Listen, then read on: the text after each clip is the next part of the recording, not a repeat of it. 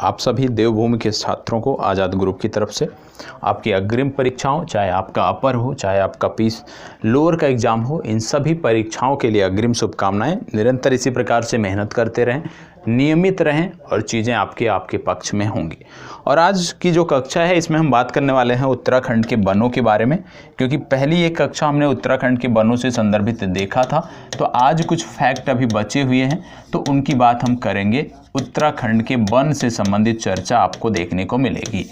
अब वन क्या होते हैं, किस प्रकार के वन उत्तराखंड में पाए जाते हैं, वनों से क्या लाभ हैं, ये सारी चर्चा हमने पहली क्लास में कर लिया है।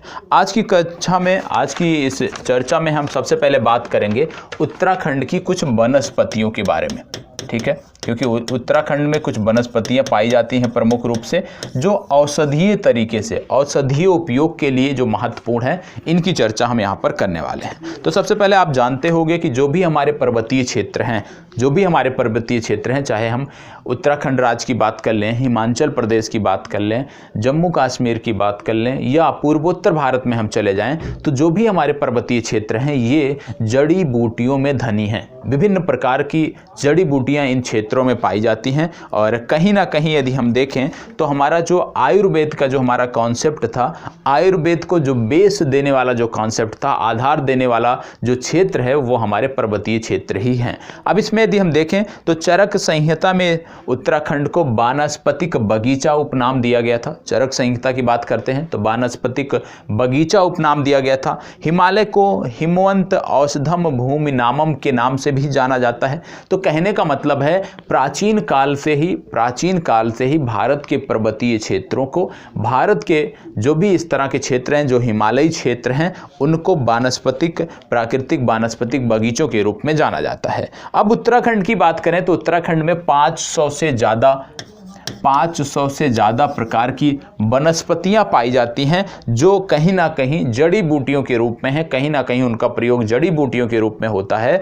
और ये हमारे जो फार्मास्यूटिकल्स इंडस्ट्री है, जो हमारे सौंदर्य प्रसाधन की जो हमारी इंडस्ट्री है, उन सबको कहीं ना कहीं यदि हम देखें तो ये जो क्या है, आधार प्रदान करती हैं, ये रॉ मटेरियल प्रदान करती हैं।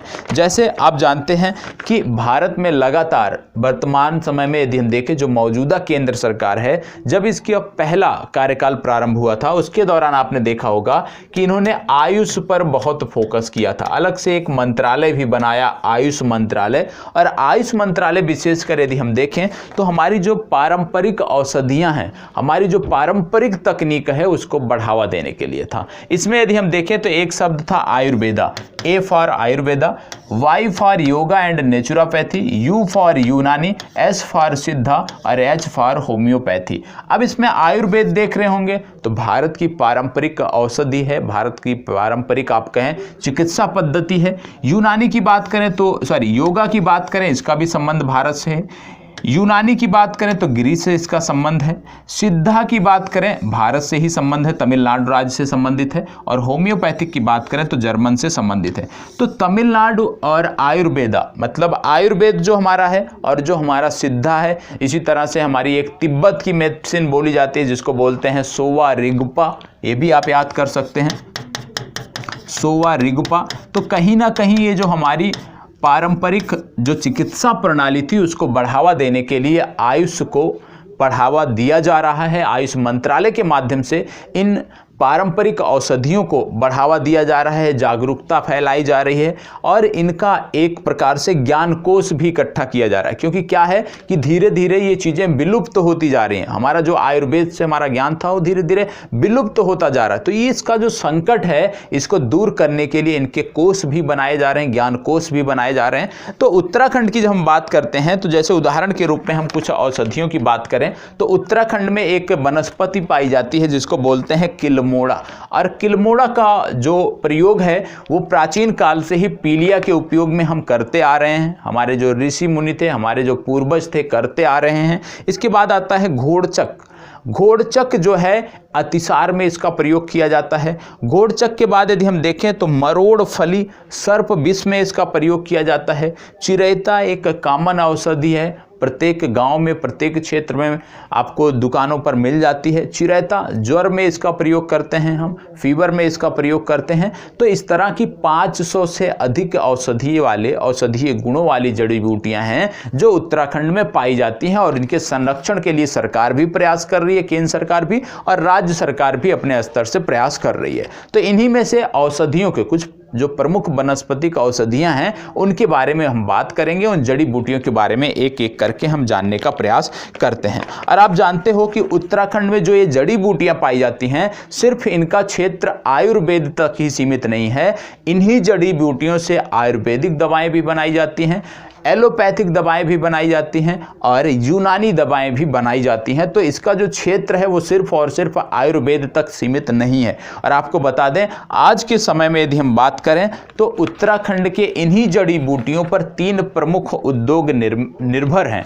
कौन कौन से निर्भर हैं? पहला तो आपका हो गया फार्मास्यूटिकल्स इंडस्ट्री, मैंने आपको बता दिया। दूसरा जो प्रमुख उद्योग है जो इन पर निर्भर है वो है कॉस्मेटिक उद्योग। कॉस्मेटिक इंडस्ट्री जो है कहीं ना कहीं उत्तराखंड से जो जड़ी बूटियां निकलती हैं उन पर निर्भर है। इसके बाद कॉस्मेटिक के बाद, फार्मास्यूटिकल के बाद जो तीसरा महत्वपूर्ण आता है वो आता है परफ्यूम इंडस्ट्री।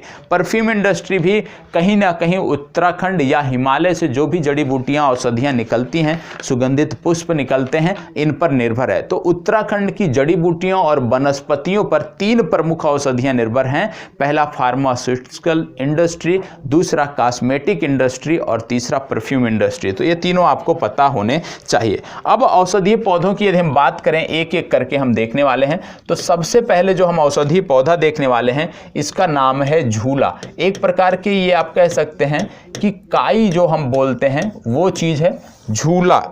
झूला इसका नाम है।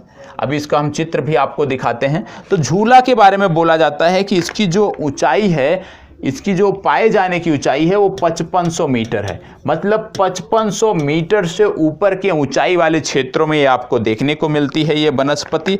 इसका उपयोग सांभर, गरम मसाला, रंग रोगन, हवन सामग्री में किया जाता है। इसका उपयोग क्या किया जाता है ये आपको पता होना चाहिए। इसका उपयोग किया जाता है मसाला बनाने में, रंग रोगन में इसका उपयोग किया जाता है। मसाला हो गया, रंग रोगन हो गया, इसके बाद सांभर हो गया, हवन सामग्री हो गया, सांभर, हवन सामग्री, इन सब में इसका उपयोग किया जाता है। तो ये प्रसिद्ध आप कह सकते हैं प्रमुख यहाँ की औषधीय पौधे हैं। झूला नाम का ये आपको पता होना चाहिए। और इसका निर्यात हम फ्रांस को करते हैं। इसका पिक यदि हम आपको दिखाएं तो ये आपका पिक है, ये झूला का पिक है। आप देख रहे होंगे काई की तरीके से है, बूम से लगी हुई है। तो ये आपका झूला है। इसका प्रयोग हमने आपको बता दिया कि इसका जो प्रयोग है औषधीय प्रयोग, तो यदि हम देखें तो इसका जो प्रयोग हम करते हैं विशेष रूप से गरम मसाला बनाने में, फिर रंग रोगन में, हवन सामग्री में किया जाता है। और निश्चित रूप से ये हमारे लिए बहुत ही महत्वपूर्ण है। इसका निर्यात हम फ्रांस को करते हैं, तो इससे हमारी आय भी, एक फिक्स आय भी हमें होती है। ठीक है। इसके बाद यदि हम बात करें, दूसरा आपका जो टॉपिक आता है, दूसरा जो औषधीय पौधा आता है, एक एक करके हमें नोट कर लेना है। ठीक है। दूसरा औषधीय पौधा आता है ब्राह्मी। इसका प्रयोग अक्सर आप सुनते आते होंगे और इसका प्रयोग बहुत किया जाता है। ब्राह्मी, ब्राह्मी क्या होता है? ब्राह्मी के बारे में बता दें तो इसका प्रयोग बुद्धिवर्धक के रूप में किया जाता है। ठीक है। इसका प्रयोग बुद्धिवर्धक के, प्रमुख जो इसका प्रयोग है ये बुद्धिवर्धक के रूप में किया जाता है। और इस प्रकार की बुद्धिवर्धक जो भी इस प्रकार की दवाएं बनाई जाती होंगी, जो इस प्रकार के आयुर्वेद में दवाएं बनाई जाती होंगी, एलोपैथ में दवाएं बनाई जाती होंगी, उनमें इनका प्रयोग किया जाता है। यदि हम बात करें तो हरिद्वार में ये बहुतायत मात्रा में पाया जाता है। जो हरिद्वार का मैदानी क्षेत्र है उसमें बहुतायत मात्रा में पाया जाता है, ये आपको पता होना चाहिए। इसकी यदि हम आपको पिक दिखाएं, तो आप देख सकते हैं यहाँ पे दूसरी पिक जो मैं आपको दिखा रहा हूँ, यहाँ पर ये संबंधित है आपके, ठीक है। ये आपका है ब्राह्मी का पुष्प, ये ब्राह्मी आपकी है, इसके बारे में आपको पता होना चाहिए। आप देख रहे होंगे कि इसमें सफ़ेद कलर के पुष्प भी आपको देखने को मिल रहे हैं। सफ़ेद कलर के पुष्प भी आपको देखने को मिल रहे हैं। हरिद्वार से संबंधित क्षेत्रों में ये पाया जाता है। और विशेष रूप से जो इसका उपयोग है वो उपयोग है कि इससे बुद्धिवर्धक दवाएं बनाई जाती हैं, चाहे वो एलोपैथ की हैं चाहे वो होम्योपैथ की हैं, ये आपको पता होना चाहिए। ठीक है, इसके बाद अगला हमारा जो आता है वो आता है घिंगारू। तीसरा जो महत्वपूर्ण औषधीय पौधा है वो है घिंगारू। ठीक है, घिंगारू ये भी महत्वपूर्ण है। घिंगारू क्यों महत्वपूर्ण है, तो आपको बता दें कि ये 3600 मीटर की ऊंचाई पर, ब्राह्मी क्या था, मैदानी क्षेत्रों में पाया जाता था, तो ये क्या है, घिंगारू 3600 मीटर की ऊंचाई पर पाया जाता है।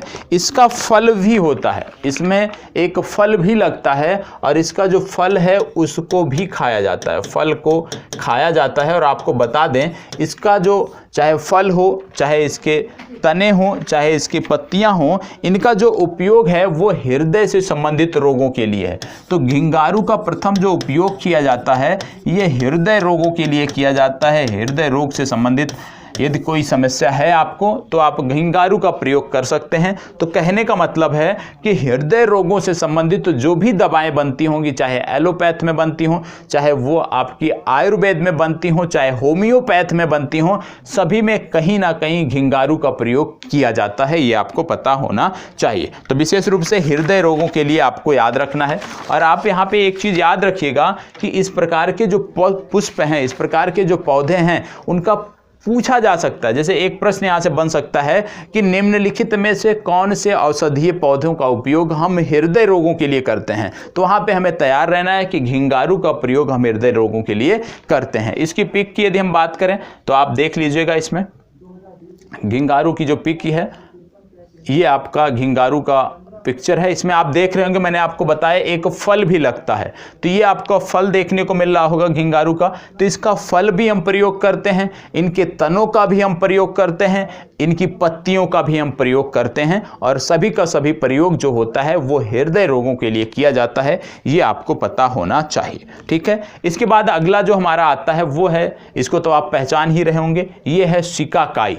सिकाकाई का यदि हम बात करें कि उपयोग क्या होता है, आप जानते हैं सिकाकाई 2500 मीटर की ऊंचाई पर पाया जाता है। और इसके जो पक्के फल होते हैं, ये जो आपको फल देखने को मिल रहे हैं सिकाकाई के, ये जो आपको फल देखने को मिल रहे हैं सिकाकाई के, इनका प्रयोग क्या किया जाता है, इनका प्रयोग किया जाता है शैम्पू बनाने में। इन पके फलों का प्रयोग हम शैम्पू बनाने में करते हैं। तो सिकाकाई भी हमें याद रखना है कि इससे आयुर्वेदिक शैम्पू बनाया जाता है, और निश्चित रूप से ये हमारे बालों के लिए बहुत ही लाभप्रद होता है। जो वर्तमान समय में केमिकल युक्त शैम्पू बाजारों में उपलब्ध हैं, उनसे तो बहुत अच्छा आपका ये होता है, नेचुरल ब्यूटी प्रदान करता है। तो इसका भी प्रयोग आप कर सकते हैं, प्रयोग लोग करते भी हैं।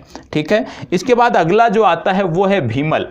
इसी तरह का जैसे सिकाकाई का प्रयोग हम करते हैं, सिकाकाई का प्रयोग जिस प्रकार से हम शैम्पू में करते हैं, उसी प्रकार से हमारा अगला आता है भीमल। और भीमल का जो प्रयोग है ये भी शैम्पू में किया जाता है। इसका भी विशेष रूप से जो प्रयोग है वो शैम्पू में किया जाता है। इसमें भी आपको देखने को मिल रहा होगा पुष्प, तो इसके पुष्प का प्रयोग, इसकी पत्तियों से अर्क निकाल कर उनका प्रयोग जो है शैम्पू के रूप में किया जाता है। तो अगला जो महत्वपूर्ण था, सिकाकाई के बाद जो हमारे औषधीय पौधे थे महत्वपूर्ण, वो था भीमल, प्रमुख उपयोग शैम्पू के रूप में। तो हमने दो प्रमुख औषधियां देखी, आप कह सकते हैं दो प्रमुख वनस्पतियां देखी जिनका उपयोग हम शैम्पू के रूप में करते हैं। पहला सिकाकाई हो गया और दूसरा भीमल हो गया, ये दोनों आपको पता होना चाहिए। इसके बाद अगला आता है, जो लोग उत्तराखंड से होंगे चित्र देखकर पहचान सकते हैं। अब इस पे आप देख रहे होंगे तो इसकी पत्तियों में कटीले, चारों तरफ इसकी जो पत्तियां हैं उसमें कांटे नुमा आकार बना है और ये कांटे होते भी हैं। इसको आप बोलते हैं बिच्छुइया कंडाली। क्या बोलते हैं इसको? इस पौधे को बोलते हैं बिच्छुइया कंडाली। ये आपको पता होना चाहिए, जो लोग उत्तराखंड से होंगे निश्चित रूप से जानते होंगे। बिच्छुइया कंडाली, ये है बिच्छुइया कंडाली। और ये जो आपका पौधा है विशेष रूप से यह एक, आप कह सकते हैं कि एक प्रकार से घास युक्त वाला पौधा है। और इसका जो प्रयोग किया जाता है, उसके बारे में मैं आपको बता दें तो सब्जियों के रूप में प्रयोग किया जाता है। ठीक है, घास युक्त पौधा इसको बोलते हैं। और इसका जो प्रयोग है विशेष रूप से इनकी पत्तियों का, वो सब्जियों के रूप में हम प्रयोग करते हैं और इससे एनीमिया रोग हमारा दूर होता है। क्या दूर होता है? एनीमिया रोग के लिए महत्वपूर्ण कौन सी औषधि आपकी हो गई? बिच्छुइया कंडाली जो वनस्पति है वो एनीमिया रोग के लिए महत्वपूर्ण हो गई, तो ये भी आपको याद रखना है। बिच्छुइया कंडाली आपके एनीमिया रोग से संबंधित है। पत्तियों को जो है सब्जियों के रूप में हम प्रयोग करते हैं, साग के रूप में हम प्रयोग करते हैं। इसके बाद आपका अगला जो आता है वो आपका आता है भौकल। भौकल, ये आपका भौकल है। भौकल क्या होता है? भौकल के बारे में बता दें कि यह 4000 मीटर की ऊंचाई पर पाया जाता है। अगला आपका जो पौधा है, वानस्पतिक पौधा है या औषधीय पौधा है, ये आपका है भौकल। ये 4000 मीटर की ऊंचाई पर पाया जाता है और इसमें आपको याद रखना है कि जो इसकी ऊंचाई है 4000 मीटर, तो इसमें क्या है कि इसमें आपको बीज भी देखने को मिल रहे होंगे पौधे में, ठीक है, फल भी लगता है। तो कहने का मतलब है कि ये जो पौधा है जो 4000 मीटर की ऊंचाई पर पाया जाता है भौकल, एक हमारी विशेष जनजाति है उत्तराखंड की, उसका नाम है भोटिया। भोटिया लोग क्या करते हैं कि जो इनके फल हैं इनसे तेल निकालते हैं और उस तेल का प्रयोग करते हैं भोटिया लोग। और आपको बता दें ये जो पौधा है विशेष रूप से जो गठिया रोग होता है, गठिया रोग के लिए लाभकारी होता है। तो आप समझ सकते हैं कि इसके जो फल होते हैं उनका प्रयोग या जो तेल निकाला जाता है उनका प्रयोग गठिया से संबंधित रोगों के निदान के लिए किया जाता है। तो याद रखिएगा भौकल नामक जो हमारा औषधीय पौधा है उसका उपयोग हम गठिया रोग के निदान के लिए करते हैं, ठीक है। अगला इसके बाद आपका आता है श्यावली। ये आपका है श्यावली, ये अगला आपका औषधीय पौधा है उत्तराखंड से संबंधित श्यावली। श्यावली में क्या याद रखना है कि यह राज्य में 1000 मीटर की ऊंचाई पर पाया जाता है। 1000 मीटर की ऊंचाई पर यह पाया जाता है। पौधे का हर भाग उपयोगी है, चाहे हम इसके पुष्प की बात करें, चाहे हम इसके तने की बात करें, चाहे पत्तियों की बात करें, चाहे इसके जड़ों की बात करें। पौधे का हर भाग उपयोगी है, चाहे इसकी हम छाल की बात करें, प्रत्येक भाग उपयोगी है। और याद रखना है कि इसकी पत्तियां गठिया रोग के लिए बहुत ही लाभकारी हैं। इसकी भी पत्तियां, जैसे अभी आपने भौकल देखा था, उसकी पत्तियां या उससे जो तेल निकालते थे हम फलों से, वो गठिया रोग के लिए लाभकारी है। उसी प्रकार से इसकी जो पत्तियां हैं वो भी गठिया रोग के लिए बहुत ही लाभकारी हैं। इसके जो पुष्प हैं, जो ये आप सफ़ेद कलर के पुष्प देख रहे हैं, ये विभिन्न गंभीर बीमारियों में भी लाभकारी हैं और सामान्य बीमारियों में भी ये लाभकारी हैं। जैसे कि एक हैजा है, हैजा हो गया, बुखार हो गया, यकृत से संबंधित बीमारी आपकी हो गई, पेचिश आपकी हो गई, तो इन सब में इसके जो पुष्प हैं ये लाभकारी हैं। इनके पुष्पों का प्रयोग उत्तराखंड के निवासी बहुत पहले से करते आ रहे हैं और निश्चित रूप से इससे उनको लाभ भी होता है। इसके साथ साथ आपको बता दें ये जो पुष्प हैं इससे हृदय जैसी जो गंभीर बीमारियां होती हैं हृदय की, वहां पर भी लाभ मिलता है। तो इनके पुष्पों से हृदय से संबंधित बीमारियों को लाभ मिलता है। पत्तियों की यदि हम बात करें तो गठिया रोग के लिए लाभकारी हैं। तो ये आपको पता होना चाहिए। तो एक एक करके हमें नोट कर लेना है, ठीक है। इसके बाद ये आपको देखने को मिल रहा है, जो उत्तराखंड के निवासी होंगे, उत्तराखंड के लोग होंगे, वो निश्चित रूप से इसको जानते होंगे। क्या है? ये है किलमोड़ा। किलमोड़ा है। किलमोड़ा क्या होता है आपको बता दें। किलमोड़ा का ये फल आपको देखने को मिल रहा है। इसे दारू हरिद्रा या जरिस्क भी कहते हैं। क्या कहते हैं? दारू हरिद्रा या जरिस्क भी कहते हैं। इसका जो अर्क है, इसका जो फल है, इसकी जो जड़ है, जड़ की जो छाल है, ये सभी उपयोगी है। मतलब इस पौधे का प्रत्येक भाग हम उपयोग कर सकते हैं औषधीय रूप में। और इसकी जो जड़ों और लकड़ियों में, इनकी जो जड़ें होती हैं, इनकी जो लकड़ियाँ होती हैं, उसमें बर्बेरियम हाइड्रोक्लोराइड पाया जाता है। क्या पाया जाता है?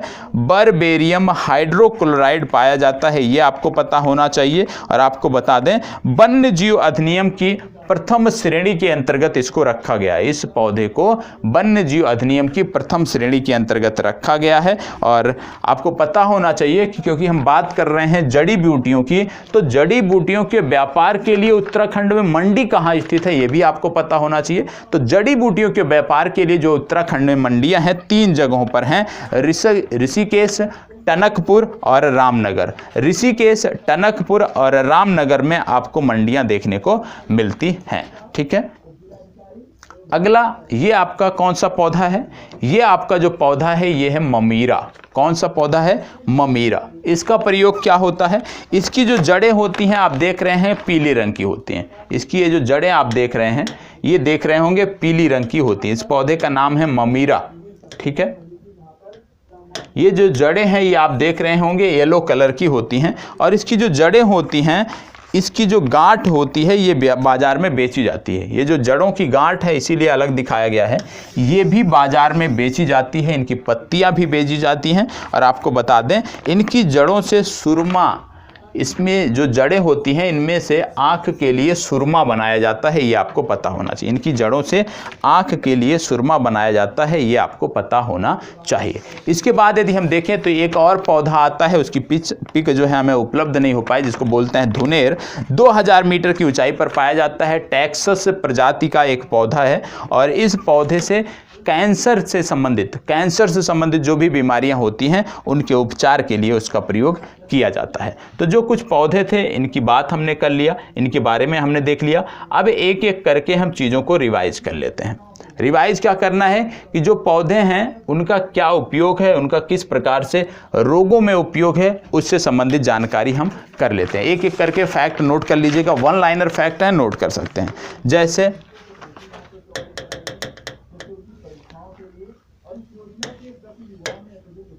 जैसे सबसे पहले यदि हम बात करें, झूला हमने बात किया था।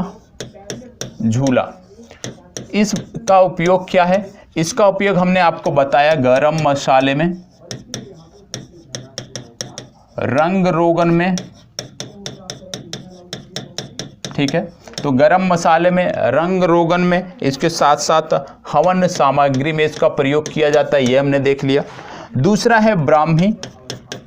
ब्राह्मी का जो प्रयोग है ये हमने देखा कि इसको बुद्धिवर्धक के रूप में प्रयोग करते हैं, बुद्धिवर्धक के रूप में इसका प्रयोग किया जाता है। तीसरा आता है घिंगारू। घिंगारू का क्या प्रयोग है, घिंगारू का जो प्रयोग है ये है हृदय रोगों के लिए, ठीक है। घिंगारू हो गया, ब्राह्मी हो गया, झूला हो गया। इसके बाद आपको देखना है शिकाकाई, हम जानते हैं शैम्पू, शिकाकाई, और शिकाकाई के साथ साथ दूसरा है भीमल। तो शिकाकाई और भीमल का प्रयोग हम करते हैं शैम्पू के लिए, आयुर्वेदिक शैम्पू बनाया जाता है। इसके बाद आपका आता है बिच्छुइया कंडाली। इसका प्रयोग कहाँ पे किया जाता है तो आपको बता दें, इसका प्रयोग सब्जियों के रूप में पहली बात तो हम पत्तियों का करते हैं। और ये किस लिए महत्वपूर्ण है, ये महत्वपूर्ण है एनीमिया के लिए। बीमारी यदि हम बात करें तो एनीमिया रोग के लिए ये महत्वपूर्ण है बिच्छुइया कंडाली। और इसके बाद जो हमारा आता है भौकल आता है। भौकल जो पौधा है विशेषकर ये गठिया रोग के लिए है, गठिया रोग के लिए, ठीक है। भौकल के बाद यदि हम देखें श्यावली, ठीक है। इसकी यदि हम बात करें तो इसका जो प्रयोग है ये विशेष रूप से पहले तो हृदय से संबंधित बीमारियों के लिए, हृदय के बाद हैजा हो गया आपका, पेचिस आपका हो गया, हैजा हो गया, पेचिस हो गया, बुखार हो गया, या यकृत से संबंधित बीमारियां हो गई, इन सभी में श्यावली का प्रयोग किया जाता है। इसके बाद आता है किलमोड़ा। किलमोड़ा का प्रयोग क्या है, किलमोड़ा का प्रयोग है, इसमें यदि हम देखें तो इसका प्रयोग विशेष रूप से एक प्रकार के रसायन में किया जाता है, क्योंकि इसकी जड़ों और लकड़ियों में बर्बेरियन हाइड्रोक्लोराइड पाया जाता है। क्या पाया जाता है, जड़ों और लकड़ियों में बर्बेरियन हाइड्रोक्लोराइड पाया जाता है, और इसकी जो पत्तियां हैं उनसे अर्क निकाला जाता है और विभिन्न बीमारियों में इसका प्रयोग किया जाता है। किलमोड़ा में आप नोट कर सकते हैं कि बर्बेरियम हाइड्रोक्लोराइड पाया जाता है, बर्बेरियम हाइड्रोक्लोराइड। और बर्बेरियम हाइड्रोक्लोराइड जितनी भी प्रजातियां हैं प्रमुख रूप से उत्तराखंड में, उनमें से किलमोड़ा महत्वपूर्ण है जिनमें बर्बेरियम हाइड्रोक्लोराइड पाया जाता है।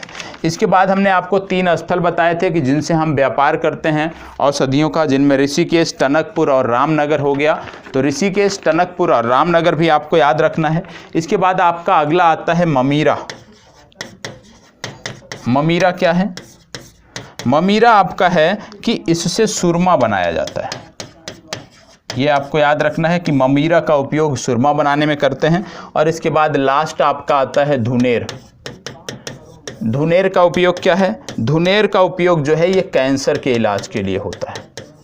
ठीक है, तो कम से कम जो औषधीय पौधे हैं जो मैंने आपको बताया, इनको आपको याद रखना है कि किस बीमारियों से संबंधित हैं प्रारंभिक परीक्षा की दृष्टि से, और साथ ही साथ मुख्य परीक्षा की दृष्टि से यदि कुछ लिखने को आ जाए इस टॉपिक पे तो आप लिख सकें। और मैंने आपको 2 चीज़ें और बताया था, जैसे किल्मोड़ा मैंने आपको बताया, तो किल्मोड़ा का उपयोग जो है पहली तो बर्बोरियम हाइड्रोक्लोराइड, इसके साथ साथ पीलिया में भी किया जाता है। ये भी नोट कर लीजिएगा, पीलिया में इसका उपयोग किया जाता है। और मैंने आपको बताया घोड़, ये भी आप नोट कर लीजिए, घोड़चक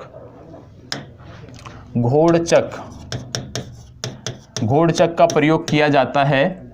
घोड़चक का प्रयोग किया जाता है अतिसार में।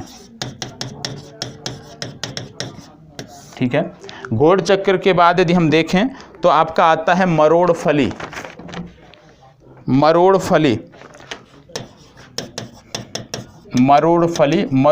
का जो उपयोग है ये सर्प विष में किया जाता है। ठीक है, मरोड़ फली के बाद एक और नोट कर लीजिए, चिरैता, कॉमन है, ज्वर में किया जाता है। ठीक है, तो ये प्रमुख कुछ औषधियाँ थी जिनका आपने देखा, जिनका प्रयोग किस प्रकार से किया जाना चाहिए, इसके बारे में आपने जाना, समझने का आपने प्रयास किया है। अब आपको बता दें, जैसे वन नीतियों की यदि हम बात करें, उत्तराखंड की प्रमुख वन नीतियों की बात करें तो उसकी भी चर्चा यहीं पे कर लेते हैं। जैसे उत्तराखंड में यदि देखें तो सबसे पहले 1865 में, कब सन 1865 में वनों से संबंधित, वनों को अधिनियमित करने से संबंधित कानून पारित किया गया। और 1865 में जो वनों से संबंधित पहला कानून भारतीय वन अधिनियम पास किया गया था, निश्चित रूप से उससे उत्तराखंड में वन क्षेत्रों को संरक्षित करने में काफ़ी मदद मिली। तो पहला वनों से संबंधित पहला कानून जो उत्तराखंड में पास किया गया, भारतीय वन अधिनियम पास किया गया सन 1865 ईस्वी में, ये आपको पता होना चाहिए। और इससे वनों की जो अंधाधुंध कटाई हो रही थी उस समय काल में, उस पर काफ़ी हद तक अंकुश लगाने में हमें मदद मिली। इसके बाद वन 1884 हमारे लिए महत्वपूर्ण है। 1884 में क्या हुआ? 1884 में वनों के वैज्ञानिक प्रबंधन के लिए कार्य योजना वन विभाग लागू किया गया। क्या किया गया? वनों के वैज्ञानिक प्रबंधन के लिए कार्य योजना वन विभाग लागू किया गया। कब? वर्ष 1884 में। ठीक है, इसके बाद यदि हम देखें तो महत्वपूर्ण वर्ष आता है 1948। 1948 में क्या किया गया? 1948 की यदि हम बात करें तो आज़ादी के बाद 1948 में केंद्रीय वानिकी परिषद की स्थापना की गई। क्या की गई? केंद्रीय वानिकी परिषद की स्थापना की गई 1948 में, यह आपको पता होना चाहिए। और इसके साथ साथ 1952 में 2 वर्षों के बाद ही यदि हम देखें तो 1948 हो गया, 2 वर्षों बाद 1950। तो 1950 में क्या किया गया? 1950 में वन महोत्सव मनाए जाने की शुरुआत की गई। 1950 में वन महोत्सव मनाए जाने की शुरुआत की गई। और ये जो वन महोत्सव का कार्यक्रम था ये आज तक अनवरत चल रहा है। जुलाई माह के प्रथम सप्ताह में हम वन महोत्सव का कार्यक्रम मनाते हैं। वन महोत्सव के कार्यक्रम का उद्देश्य था कि वनों के संरक्षण के बारे में, वनों के रख रखाव के बारे में, वनों से लाभ के बारे में लोगों को अवगत कराया जाए, जिससे कि ज़्यादा से ज़्यादा लोग वनों से जुड़ सकें, वनों की जो कटाई हो रही है उस पर भी हम रोक लगा सकें और वृक्षावरण, वनावरण को हम बढ़ा सकें। इसके बाद पुनः 2 वर्षों बाद 1952 में एक और घटनाक्रम हुआ। 1952 में क्या हुआ कि नई राष्ट्रीय वन नीति घोषित की गई। और इस नई राष्ट्रीय वन नीति में नए सिरे से वनों के संरक्षण के बारे में, वनों के विकास के बारे में, वनों से संबंधित प्रशासन को चलाने से संबंधित नियम बनाए गए। कब बनाए गए? 1952 में। तो 1952 में क्या हुआ? नई राष्ट्रीय वन नीति लागू की गई। ठीक है, इसके बाद क्या है? 1998 का वर्ष आता है। 1998 में जो नई वन नीति 1952 में लागू की गई थी उसमें संशोधन किया गया और संशोधित राष्ट्रीय वन नीति 1998 में लागू की गई, जो आज भी अस्तित्व में है और आपको देखने को मिलता है। ठीक है, इसके बाद यदि हम देखें इसका उद्देश्य क्या था, जो 1998 में संशोधित वन नीति आई, इसका उद्देश्य क्या था? इसका उद्देश्य था जो हम कमियां अभी तक कर रहे थे, जो कार्य अभी तक क्रियान्वयन नहीं हो पा रहा था, उनसे संबंधित था। जैसे प्रदेश में जैव विविधता, वन्य जंतुओं के संरक्षण की रणनीति एवं कार्य योजना तैयार करना, क्योंकि ये जो समय काल था लगातार यदि हम देखें वनों का जो ग्राफ था वो लगातार गिरता जा रहा था, वनावरण लगातार गिरता जा रहा था, वन्य जीव ह्रास बहुत तेजी से हो रहा था। तो इन सब के लिए जो संशोधित वन नीति लाई गई 1998, उनमें काम किया गया कि किस प्रकार से हम प्रदेश में जैव विविधता, वन्य जीव जंतुओं को संरक्षित करेंगे, जैव विविधता को संरक्षित करेंगे और इसके लिए कार्य योजना किस प्रकार से लागू किया जाए उसके लिए इन्होंने कार्य किया। इसके साथ साथ इसमें क्या किया कि प्रदेश के जो रिक्त स्थान थे, जो बंजर स्थान थे प्रदेश में, उनमें वृक्षारोपण का कार्य कराया गया, उनमें सामाजिक वानिकी का कार्य कराया गया, उनमें लोगों को जोड़ा गया, इस कार्यक्रम से लोगों को जागरूक किया गया। तो यह भी कार्य आपके संशोधित वन नीति 1998 से लागू हुआ। इसके साथ साथ इसमें क्या किया गया कि अभी तक जो सूचनाएं होती थी वो क्या होती थी, मैनुअल होती थी और साथ ही साथ वो जो लिखा पढ़ी वाली होती थी, मैनुअल हैंड राइटिंग से हम आंकड़ा तैयार करते थे, डेटा रखते थे, उसमें बहुत सारी कमियां होती थी। तो उसको दूर करने के लिए इस संशोधित वन नीति में बताया गया कि अब ज़्यादा से ज़्यादा जो आंकड़े हैं उनको जुटाया जाएगा और उनको संरक्षित करने के लिए कंप्यूटर टेक्नोलॉजी का उपयोग किया जाएगा, मतलब कंप्यूटर आधारित तो सूचना तंत्र विकसित किया जाएगा। ये बताया गया वर्ष 1998 की संशोधित वन नीति के माध्यम से। तो ये जो वन नीति अभी तक थी इसके बारे में हमने बात कर लिया, ये आपका हो गया। तो हमने आज की कक्षा में देखा प्रमुख वन औषधियों के बारे में और वन नीतियों के बारे में हमने देखा है। आगे की जो कक्षा होगी वहाँ पे हम वन शिक्षा के बारे में बात करेंगे कि किस प्रकार से वन से संबंधित शिक्षा के बारे में किस प्रकार से उत्तराखंड में काम किया गया, भारत सरकार ने किस प्रकार से काम किया, इन सब के बारे में हम समग्र रूप से जानने का, समझने का प्रयास करेंगे। तो आज की जो कक्षा थी उसको यहीं पे समाप्त करते हैं, कल फिर मिलते हैं। तब तक के लिए इसी प्रकार हमारे साथ बने रहें। धन्यवाद।